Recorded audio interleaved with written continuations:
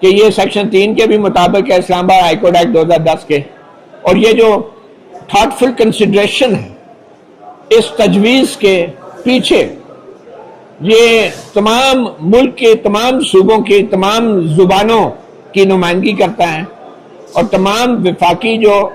اکائیاں ہیں ان کی نمائندگی کو یقینی بناتا ہے وفاقی دارالحکومت اسلام آباد کے ایک ہائی کورٹ میں۔ اچھا، یہ جس طریقے سے ڈیفینڈ کیا گیا اس سے مزید ثابت ہوتا ہے کہ جسٹس محمد علی مظہر نے جو انکشاف کیا ہے چیف جسٹس یحییٰ آفریدی اور لا منسٹری کے درمیان رابطوں کا، وہ درست ہے۔ مطلب کہ انیشیٹو کی سٹیج پہ یہ رابطے تھے، اور یہ جو کچھ کیا بظاہر چیف جسٹس یحییٰ آفریدی کی طرف سے کیا گیا، اور انہوں نے اس کو باقاعدہ پھر ڈیفینڈ بھی کیا جوڈیشل کمیشن میں کہ یہ تبادلے بالکل ٹھیک ہیں اور گلدستہ ہے صوبوں کا اور ان کی زبانوں کی نمائندگی ہے۔ تو بھائی جوڈیشل کمیشن نے جب چند دن پہلے اجلاس ہوا تھا، آپ کو یاد ہوگا، تو اس میں 3 نام آئے تھے اسلام آباد ہائی کورٹ میں تعیناتیوں کے لیے۔ صرف ایک کی تعیناتی ہوئی تھی، 2 سیٹیں خالی چھوڑ دی گئی تھی۔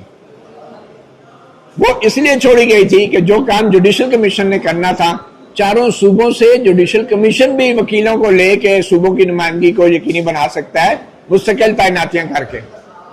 اب دیکھیں نا، جو جوڈیشل کمیشن تعینات کرتا ہے، یہ ایک اور بڑا ایک سوال پیدا ہوتا ہے۔ جوڈیشل کمیشن جو ہائی کورٹ میں تعینات کرتا اسلام آباد ہائی کورٹ میں، وہ ایڈیشنل جج ہوتے، ان کو پرکھا جاتا، ان کو جانچا جاتا، اور یہاں پہ کیا ہے، ایک جو ایڈیشنل جج جوڈیشل کمیشن نے لگانے تھے، وہ ایڈیشنل جج اٹھا کے بلوچستان سے اور سندھ سے اٹھا کے اسلام آباد ہائی کورٹ میں لگا دیے گئے۔ اب ان کو پرکھے گا کون، کیسے ہوگا، وہ ابھی تک اس کو بھی اس معاملے میں ایڈریس نہیں کیا گیا۔ تو بہرحال چیف جسٹس یحییٰ آفریدی لگتا یہ ہے کہ وزارت قانون کے ساتھ ملی بھگت کے ساتھ انہوں نے خود آئیڈیا فلوٹ کیا، اس کو ڈیفینڈ کیا، اور پھر میڈیا کو تاثر دیا کہ میں تو سینیارٹی کے معاملے پہ مختلف رائے رکھتا ہوں، اور یہ ساری ایک سازش تھی جو بظاہر سپریم کورٹ سے اس کی بنیاد رکھی گئی، جس کا انکشاف اب جسٹس محمد علی مظہر نے اپنے اس تفصیلی فیصلے میں کیا ہے۔